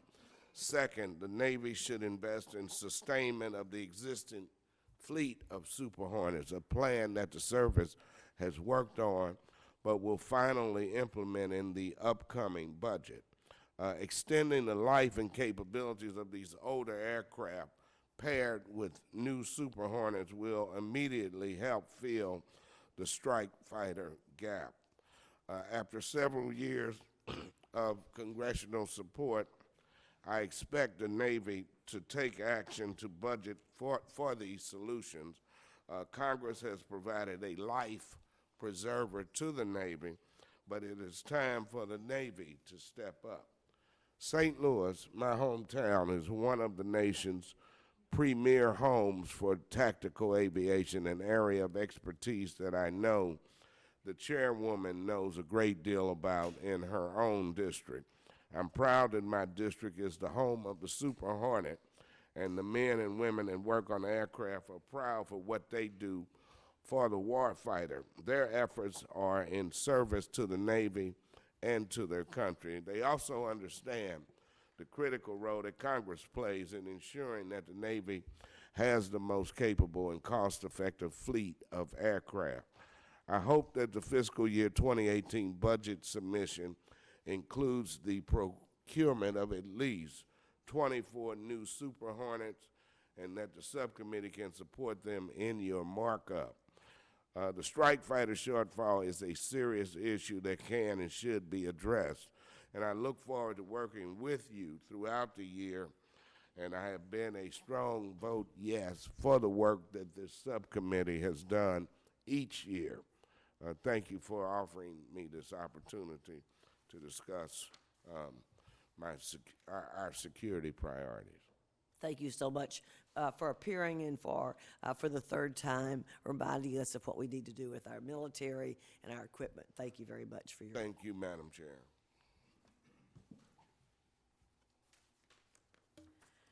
Next, the subcommittee welcomes the gentleman from New Mexico. Welcome. You're recognized for 5 minutes. Gentlewoman, pardon me. Good morning, Chairwoman Granger and Ranking Member Visclosky, and of course, members of the subcommittee. I'm also delighted to be here and appreciate the opportunity to speak with you today about the Army's ANPDR 75A personal dosimeter radiac set. These measure and collect radiation exposure data in order to reduce health risks for the brave men and women who put themselves in harm's way. This program is critical to the security, safety, and well-being of American service members who are exposed to radioactive weapons systems, devices, and materials on a daily basis. It also ensures that we are prepared for a broad range of contingencies that could expose our soldiers to potentially high levels of radiation, including the use of a dirty bomb. Without accurate data, we have no way of assessing and reducing radiation exposure health risks, including acute radiation sickness and cancer. The new Radiac set replaces old, obsolete systems being used by the Army since the 1960s. The outdated systems cannot measure the range of dose presented by current scenarios or provide a legal dose of record capability, or frankly, what's occurring over the lifetime of exposures.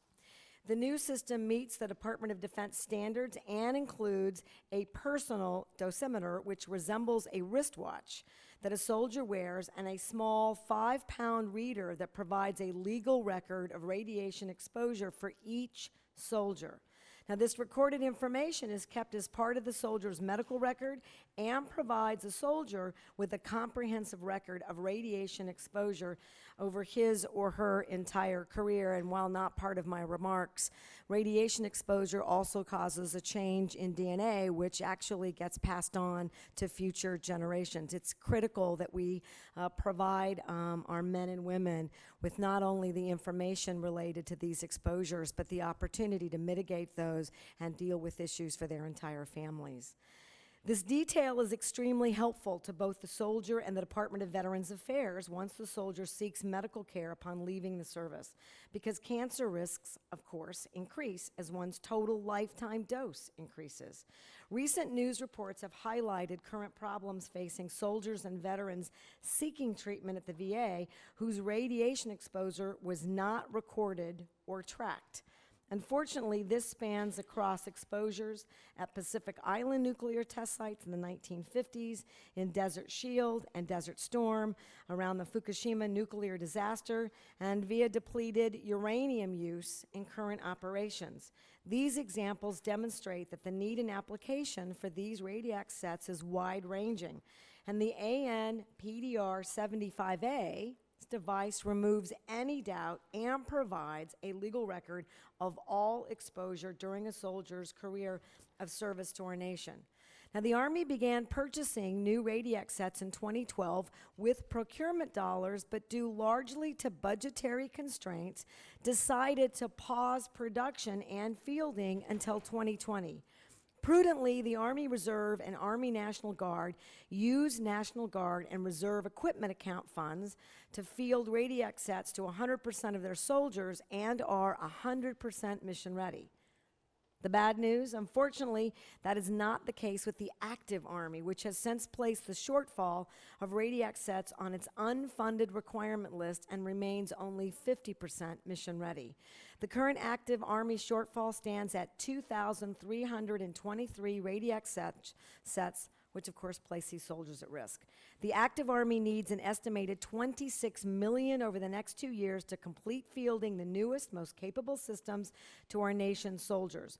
One further point of consideration, Madam Chairwoman, the Army proposed pause in production will have a profound negative impact on the industrial base for this central piece of equipment.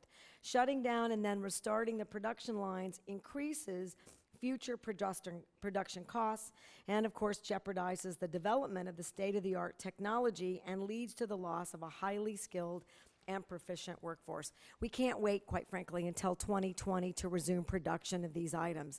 Funding and fielding the items in FY18 improves Army readiness, stabilizes the industrial base, and most importantly, protects the safety and welfare of our nation's soldiers. I thank the committee for inviting me to appear today, and of course for your consideration of providing support and funding for this vital Army program in FY 2018 and beyond. Thank you very much. So much for being with us, and thank you for your remarks. Thank you.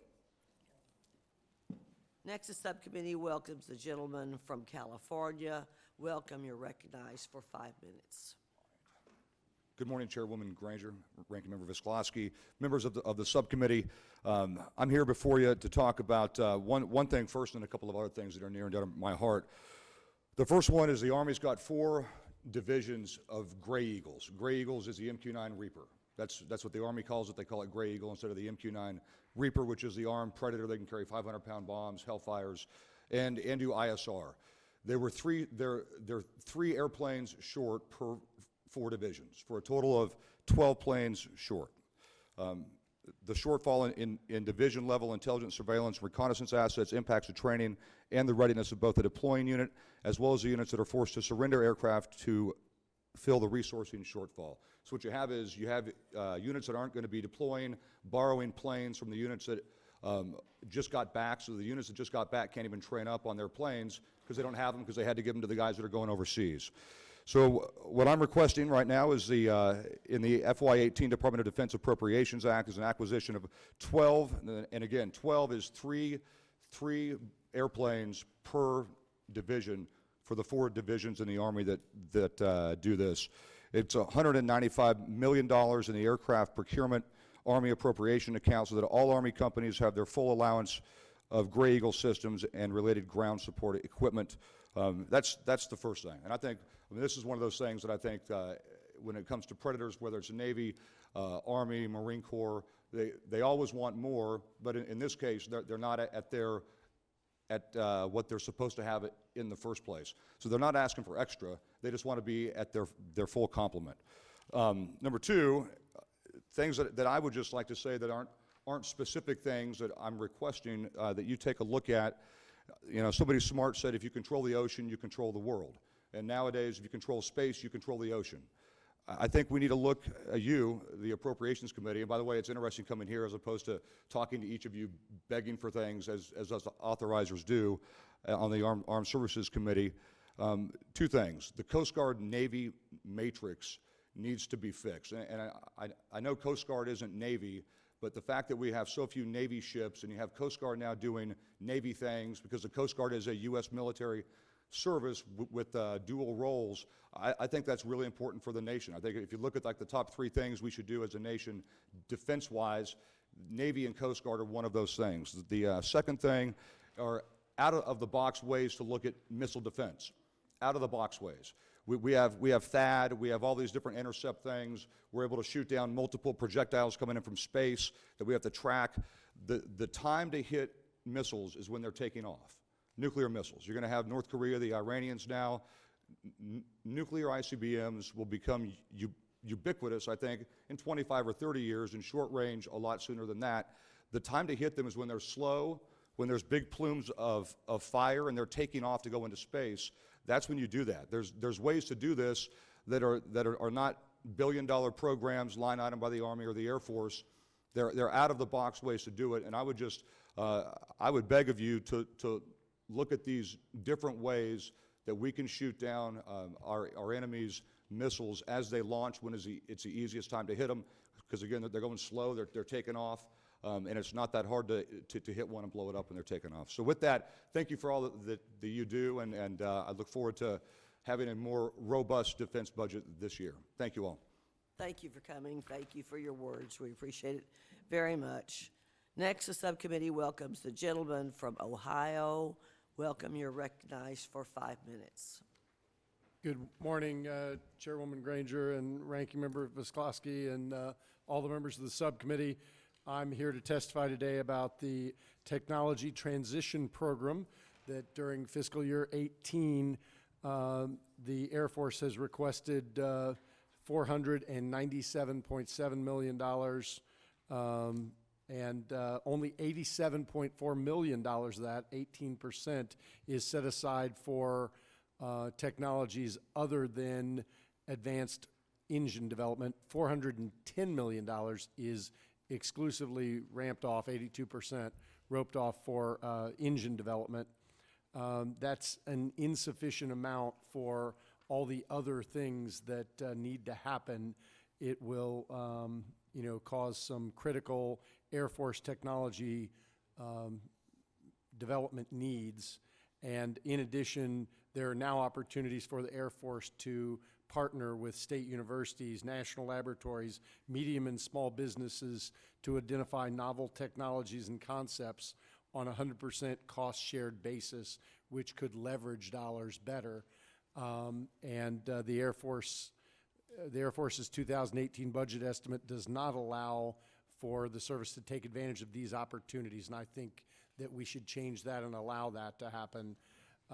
I strongly urge the subcommittee to provide a program increase of $15 million for FY18 for the Technology Transition Program when it marks up the Defense Appropriations Act of 2018, and specifically allow cost-matched technology transition to be fully competitively awarded by the Air Force. So, it would be on a competitive basis. I think this will fund a diverse portfolio of capabilities to enable multiple combinations of air-to-space to cyberspace operations in all environments, even in highly contested as well as permissive environments.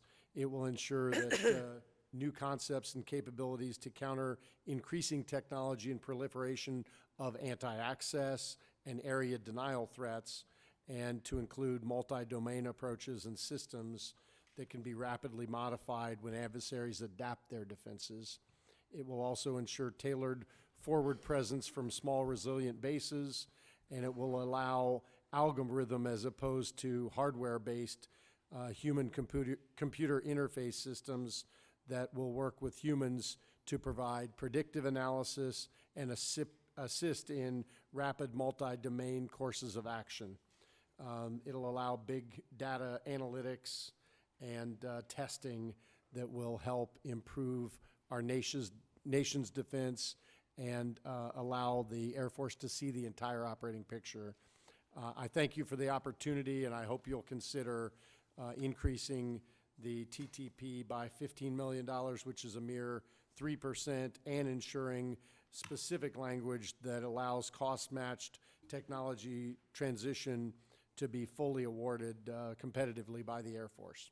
Thank you very much. Thank you for being here, and thank you for your remarks. I just returned from a short trip to California looking at some of those exact issues. Thank you. Next, the subcommittee welcomes the gentleman from Alabama. Welcome. You're recognized for 5 minutes. The lights in front of you show when you can start. When it hits yellow, it means you've got 1 minute. Thank you so much. Thank you, Chairwoman Granger, Ranking Member Visklosky, and distinguished members of this committee.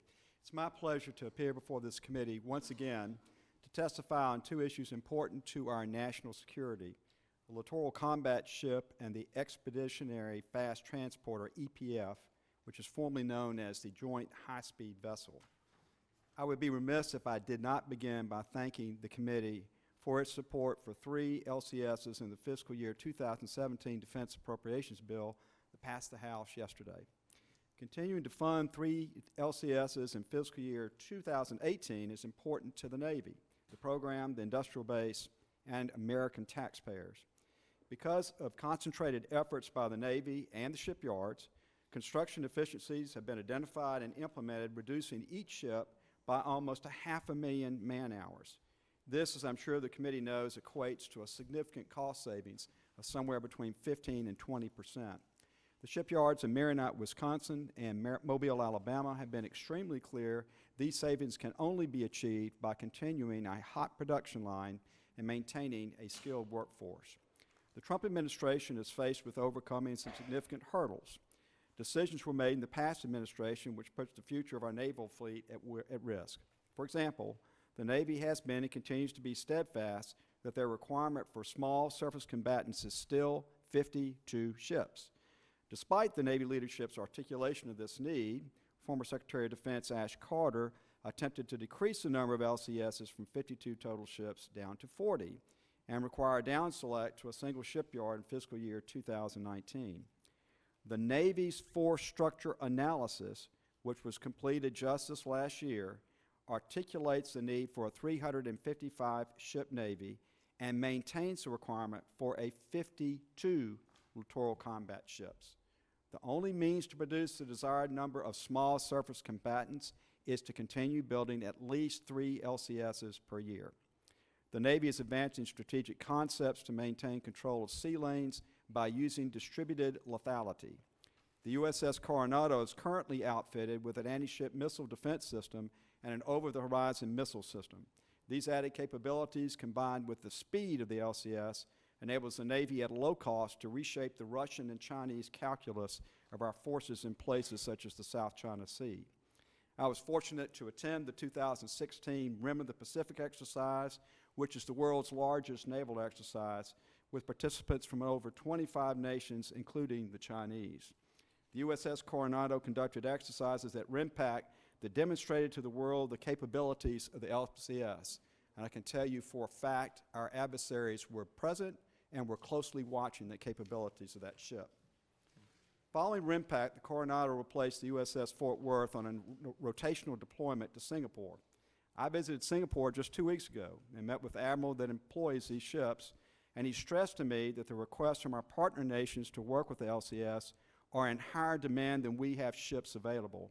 He indicated to me that he needs more LCSs in theater as soon as possible. Next, I'd like to share my support for the Expeditionary Fast Transport, commonly known as the EPF. The EPF is a shallow draft, high-speed catamaran, which is a small amphibious vessel used for intra-theater support of personnel, equipment, and supplies. I've talked to combatant commanders, the Marine Corps, and the Military Sea Lift Command about the EPF, and each have stressed its important and unique capabilities. These ships are making an impact around the world. They've operated in PACOM for humanitarian assistance and disaster relief, Southcom for counter-drug missions, and EUCOM for anti-piracy missions. As we meet, the USNS Trenton is forward deployed to Naval Forces Europe, Africa Command's area of operation, performing intelligence, surveillance, and reconnaissance missions. The EPF is currently in serial production with a stable and highly trained workforce. We're benefiting from the efficiencies gained through the construction of the initial 8 vessels. At roughly $225 million per ship, the EPF is a fraction of what other shipbuilding programs cost. In order to ensure the capability to build these ships and maintain such an affordable price, we need to keep the production line open and meet the stated requirements of a total of 18 vessels. Unfortunately, without further procurement in fiscal year 2018, this line will close. Thank you very much for your time today. I appreciate the opportunity to share my thoughts on these 2 valuable ships and the state of shipbuilding with the subcommittee. I'm happy to answer any questions. I have no question, but I share your appreciation for littoral combat ships. I'm the sponsor of the USS Fort Worth and watched that competition. There's more to go with that, and so thank you for your testimony. Thank you. Good to be with you. Next, the subcommittee welcomes a gentleman from California. Welcome, you're recognized for 5 minutes.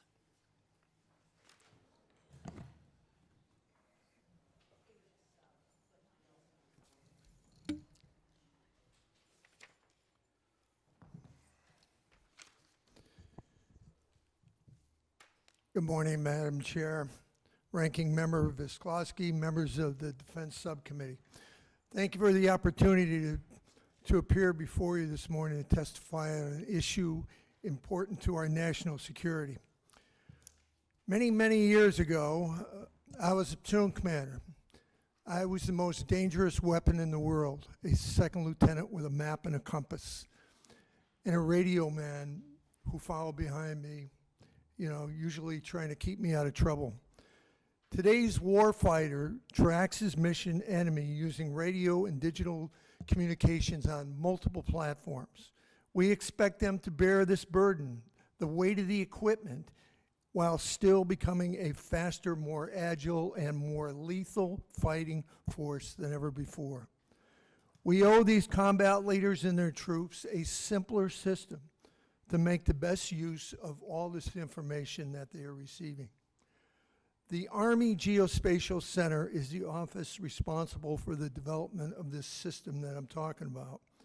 They create standards shared by all Army platforms to provide a single operating picture for the commander. By combining multiple intelligence sources on one device, a commander can spend more time making combat decisions and less time sorting through data and trying to figure out what to do when there's mortars, machine gun fire, everything going on at once. An additional $4 million is needed in fiscal year 2018 to finish development efforts and get this software to the troops.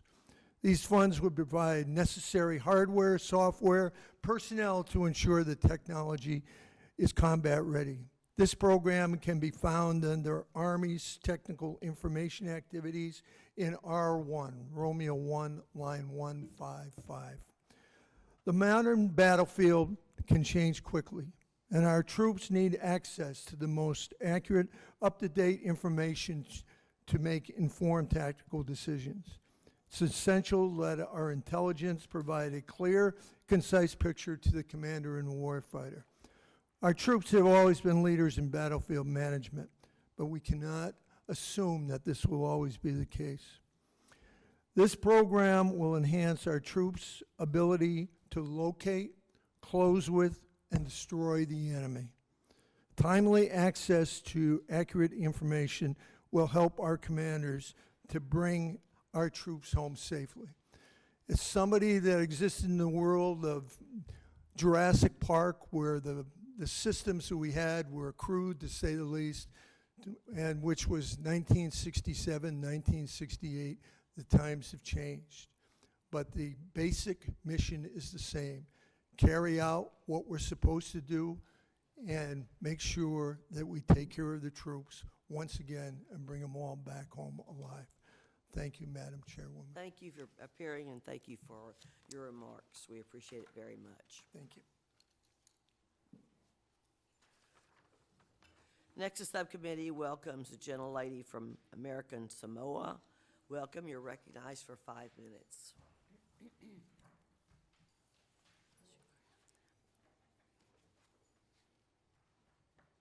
Talofa, Taiaumanwia.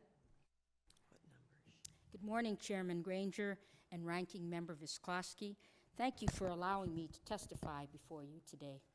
I come to support additional funds for the National Guard and Reserve Equipment Appropriation, NGREA, so that the Reserve can purchase modular small arms ranges, MSARs. American Samoa is the only U.S. soil in the Southern Hemisphere, lying approximately 2,500 miles south of Hawaii. We may be far from the mainland, but we love the United States, as demonstrated by the rate our sons and daughters enlist in the military, the highest in the United States, a fact that we are proud of. The U.S. Army Reserve website states, the Army recruiting station in Pago Pago is ranked #1 in recruitment out of the 885 Army recruiting stations and centers under the U.S. Army Recruiting Command. American Samoa has been and continues to be an important strategic location for the United States for 117 years now, providing the only U.S. deep-sea port in that part of the world, and is home to a U.S. Army Reserve unit.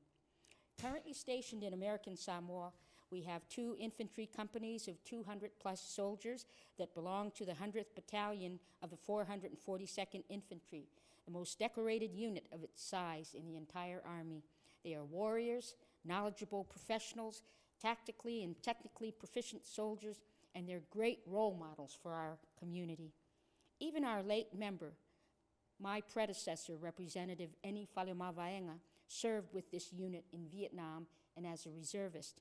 Most families back home have many members that are serving or have served in the Army Reserve in the Pacific, and many community leaders are current or former members as well.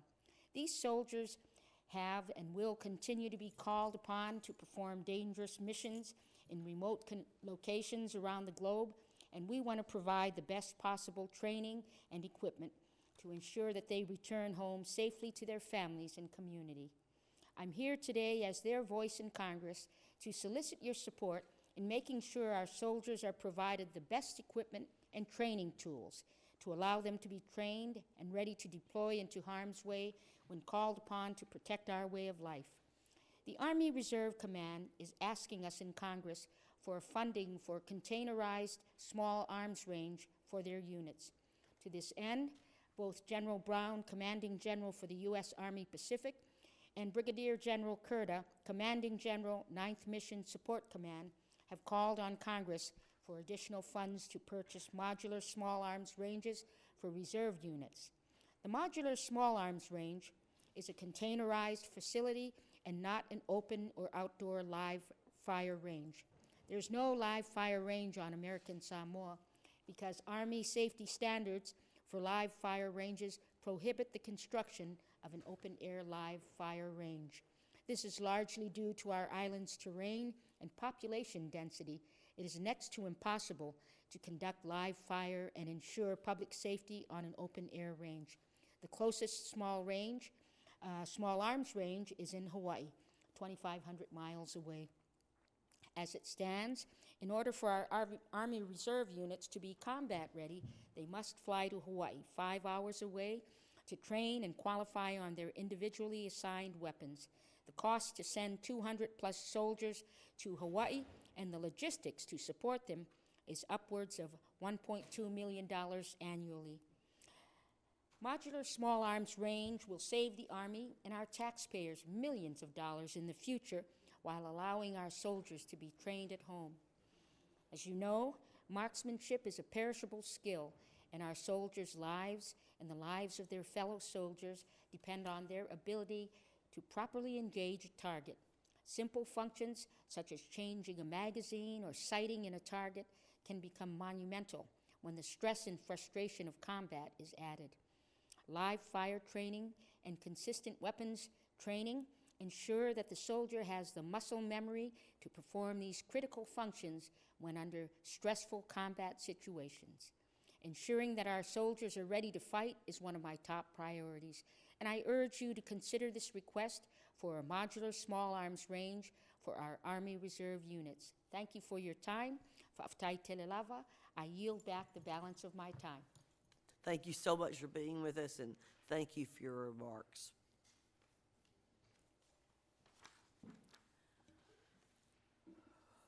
Next, the subcommittee welcomes a gentleman from California. Welcome. You're recognized for 5 minutes. Thank you, Chairwoman Granger and Ranking Member Visklowski, as well as the members of this subcommittee and your staff for the hard work you do to help protect America. I served on active duty, and I fully support giving our armed services the resources they need to execute their missions. But as this subcommittee knows, the Navy has had a strike fighter shortfall for a number of years. And in fact, it was this subcommittee that led on this issue for the last 2 years. You have generously funded additional tactical aviation, both F-18 Super Hornets and F-35s, that address one of the Navy's biggest challenges. However, the magnitude of the Navy's shortfall is so large that single-year solutions are not the ultimate answer, instead requiring ongoing long-term procurement and modernization of the current fleet. I am hopeful that the fiscal year 2018 budget request will demonstrate our sustained commitment to addressing this shortfall. The Super Hornet is the Navy's workhorse for its aircraft carriers throughout the world. However, even though it has been operational since the early 2000s, the aircraft was originally designed with a foresight to upgrade its capabilities to meet emergency requirements and threats. The fiscal year 2018 budget should support the introduction of the Block 3 Super Hornet to the fleet. The Block 3 Super Hornet will be based on the same airframe as the current Block 2 aircraft that is the Navy's most lethal strike fighter. But the new features of Block 3 will make it relevant well into the 2040s. Those capabilities include increased range, networking capability with other Navy aircraft, longer range sensors that identify the enemy from farther away, new cockpits, and improved stealth. Block 3 Super Hornets offer cost-effective ways to complement the F-35, EA-18G, and E-2D as they operate together in the air wing. As you may know, California's 33rd District is a critical hub for aerospace design, engineering, and manufacturing. I work in both military and civilian capacities with Los Angeles Air Force Base, which is surrounded by a unique and incredible array of institutions and companies focused on space and aerospace, ranging from the federally funded Research and Development Center, the Aerospace Corporation, to world-class universities. Nearby the base, some of the largest components of the Super Hornet are built by the hardworking men and women of the district, including the fuselage and components of the radars. The continuation of Super Hornet production is not only vital for the warfighter, but it sustains manufacturing for a proud and incredibly skilled American workforce. I understand you have a number of interests to consider as you review the fiscal year 2018 budget. I believe, however, that the Super Hornet is vital to addressing the Navy's strike fighter shortfall. Thank you very much for your past support and for work that you're doing for the men and women in uniform. I appreciate you letting me testify. Thank you for your service, and thank you for your remarks here today. Your experience is very helpful. Thank you. Next, the subcommittee welcomes the gentleman from Oregon. Welcome. You're recognized for 5 minutes.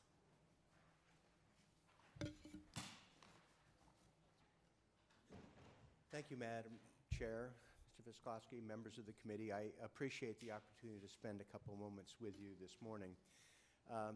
You folks have one of the most difficult tasks in Congress. We've talked about it before. Other people can conjure things up and be aspirational, but you folks have to allocate the dollars. And there is a seemingly inexhaustible reservoir of opportunities to deal with our military. We struggle to maintain entitlement benefits for military personnel. We need to invest in safety improvements, command and control structure. There's a danger of hollowing out conventional forces. And against all these requirements, there are some things that loom large that I hope the committee can help. First and foremost, I think it's past time to take a hard look at the $1 trillion commitment that is made for enhancing our nuclear commitment over the next several decades. It will inevitably crowd out other Air Force and Navy conventional priorities, for instance.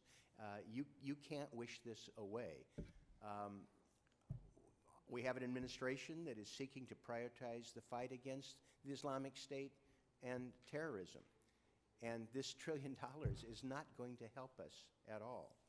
We have an administration that is looking to reset relationships, evidently, with Russia. Well, here's an opportunity to maintain our philosophy in terms of trying to reduce, scale down nuclear weapons. The New START treaty level of 1,550 weapons is far in excess of what our experts say we need for deterrence. At least 1/3 more, according to the 2013 President's military advisors. And this isn't theoretical. I mean, these are expensive, and they commit us to long-term expenses. And unfortunately, we have a terrible record of tracking what the actual cost is, opposed to estimates. Last month, the CBO released its latest report projecting the cost of our nuclear forces for the next 10 years. The cost estimate for the next decade is $400 billion, which is 15% higher than the previous year's estimate. My hope is that the committee, given your responsibilities, can help us push for looking at some alternatives, scaling some things down, having new weapon systems, the new nuclear armed cruise missile, the Beef-61, the weapons in design and production that are going to push those estimates even further in the future. I think it's past time to evaluate the need to replace our land-based missiles. Thanks to New START, we're down to 440, but the replacement project for Minuteman III ICBMs is as much as $100 billion. Do we really need that scale for the triad? It goes with the bombers, it goes with the nuclear-armed submarines, and I think that there's an opportunity for us to actually deal with the communities where they're located. And I know there's a pushback for people who have those facilities and they don't want to lose economic activity. But we could allocate a significant amount of the savings back to those communities, they'd be better off. There'd be more jobs, there would be more economic activity, and there would be long-term savings for the country, and we would be safer. I hope that you give us an opportunity to know what we're getting into. The committee is uniquely positioned to at least insist that there be real cost estimates. You deserve no less as you're making these difficult allocation problems, because they're going to haunt the people who are in your position in 2 years and in 4 years if we don't do a good job of knowing what we're getting into.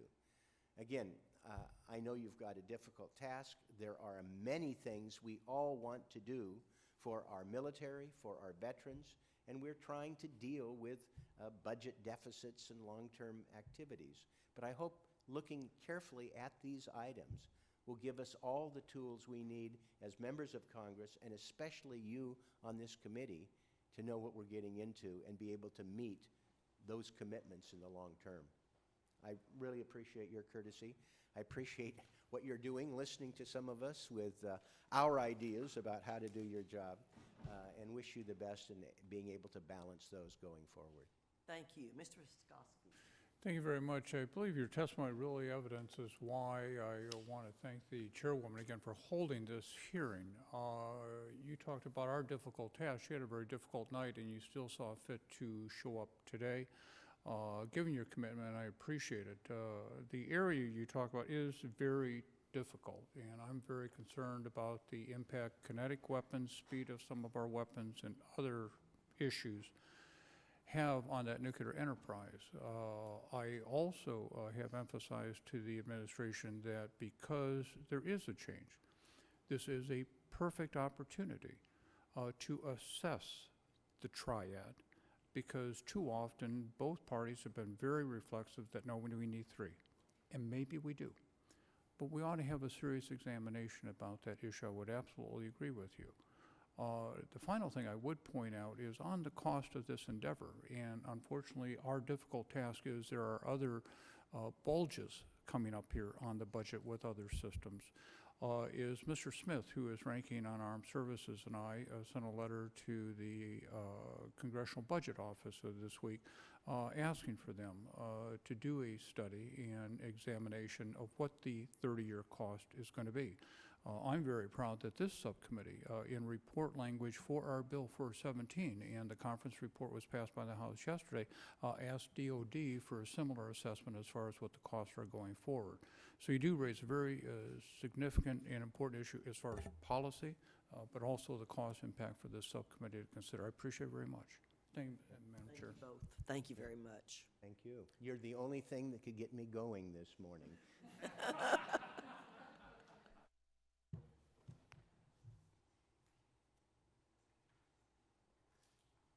We have one more witness, Mr. Franks, and he is on his way here.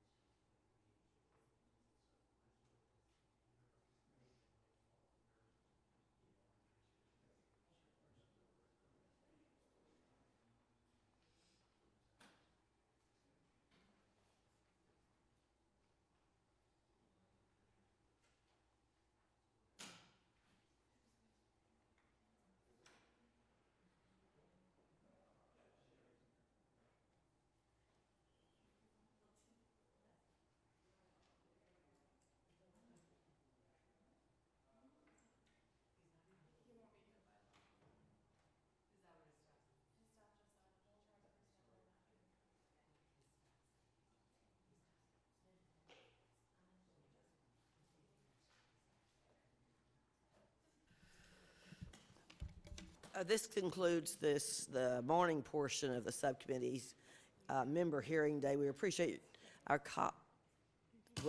sorry we had some misinformation, and we're really glad to see you standing up.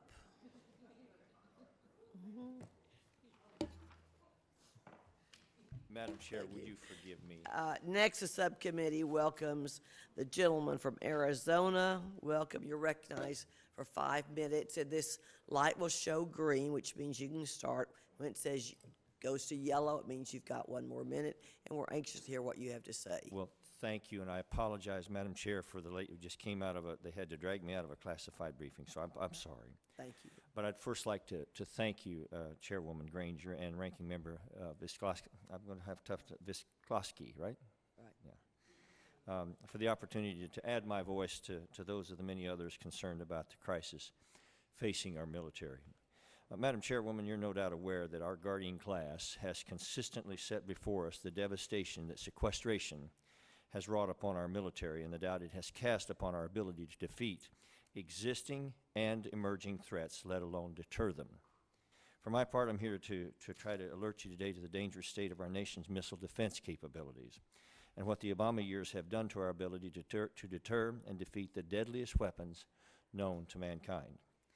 North Korea has evolved from an eccentric regional problem with a nuclear weapons issue into an extremely dangerous nuclear threat to America. They are very close to mastering the physics required to range the entire continental United States and are able to threaten our forces in the Pacific. And yesterday, the Strategic Forces Subcommittee held a briefing which laid bare the nuclear and ballistic missile capabilities of the Kim dynasty. I cannot discuss, of course, the details of what we learned in this open forum, but the growing threat posed by North Korea is shocking, and I urge you, Madam Chairwoman, to bring the Missile Defense Agency and the CIA to brief you and the members of this committee on the nature of this growing threat. Furthermore, President Obama's policies placed Iran, the world's largest financier and enabler of terrorism, on track to legally build a nuclear weapons capability within the confines of the JCPOA. Unlike the Soviet threat, nuclear jihad cannot be deterred by the fear of retaliation. It is an existential threat to the peace and security of the entire human family. While the Obama administration debated whether or not we should develop and maintain missile defense against such threats, our near-peer adversaries who had never had such qualms were working tirelessly to exploit weaknesses in our missile defense architecture. Under President Obama, the MDA's budget was cut drastically below the Bush administration's planned $9 billion plus budget, even as China and Russia were rapidly developing and testing high-flying, high-speed maneuvering weapons, including hypersonic glide vehicles, Madam Chairman. These weapons present an entirely new capability we must counter, as they are specifically designed to exploit the gaps and the seams in our existing missile defense architecture, thus defeating the systems we currently have in place.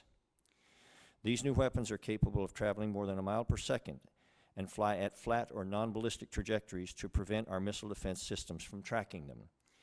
The threat has outpaced us, and we must invest the appropriate resources to defend against the new threats or lose our ability to deter potential adversaries. There are a number of specific measures which Congress must pursue if we're able to remain capable of defeating, let alone deterring, our near-peer adversaries. To this end, I urge the committee to support the development and deployment of a multi-mission space sensor layer. This capability is a massive force multiplier for our entire missile defense architecture and is absolutely essential to allow us to accurately identify and target the newest and most advanced missile threats. In recent years, directed energy technology has matured to such a degree that were this committee able to invest in some of the most promising directed energy programs, especially boost phase defense, we would see some game-changing capabilities developed in the next few years. Thus, directed energy programs will allow us to complete what the Reagan administration began and allow the United States to leapfrog the missile defense threat. I hope this committee will continue to fund the RKV and also provide resources requested by the MDA for the MOKV, which will ensure our mid-course defense is capable of meeting the most advanced nuclear threat. And finally, I would urge the members of the committee to not cut the MDA budget item Special Programs MDA Technology. This program is critical to our homeland defense. But given the nature of the program, I cannot get into greater specifics in an open forum. I would encourage all of you to receive a brief from the Missile Defense Agency on the program before any decision is made to cut funding below the requested amount.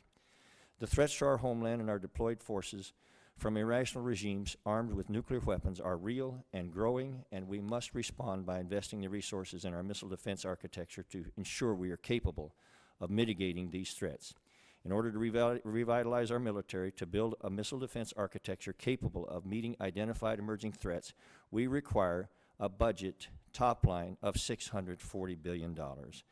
Madam Chair, I'm out of time, so may history judge that this Congress was one that did all that it could to protect the innocent in our own generation and to further ensure that American generations yet unborn will continue to walk in the sunlight of freedom.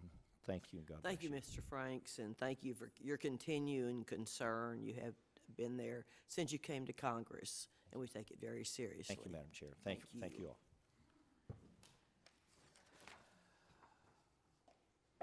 This concludes the morning portion of the subcommittee's members' hearing day. We appreciate our colleagues' testimony here today. The subcommittee will reconvene at 1 o'clock today to complete the hearing. The subcommittee stands in recess until 1 o'clock.